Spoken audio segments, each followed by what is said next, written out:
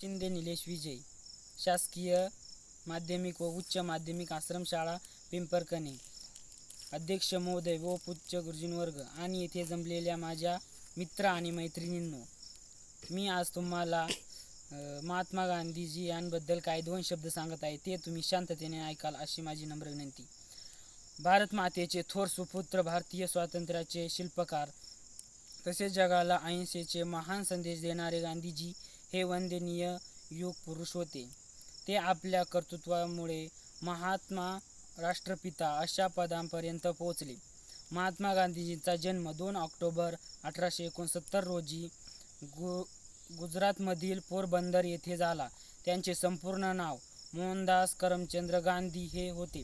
त्यांच्या वडिलांचे नाव करमचंद तर आईचे नाव पुतळाबाई हे होते.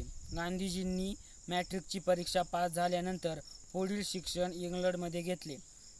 तिथे ते खूप अभ्यास करून बॅरिस्टर बनले. पुढे भारत मातेची सेवा करण्यासाठी आपल्या मायदेशी परतले.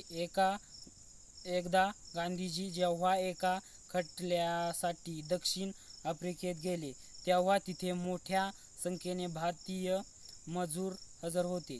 त्यांना इंग्रज लोक अपमानास्पद वागणूक देत होते.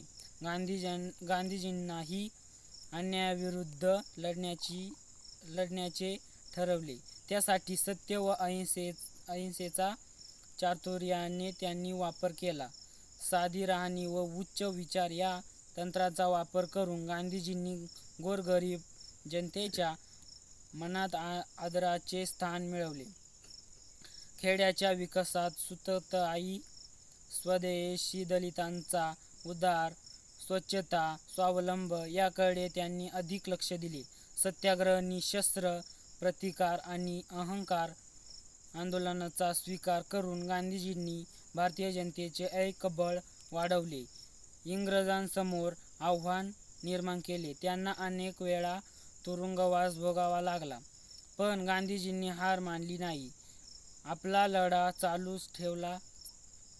चले जाओ, भारत छोडो अशा घोषणा देत इंग्रजांना त्यांनी सळोकापळो करून सोडले.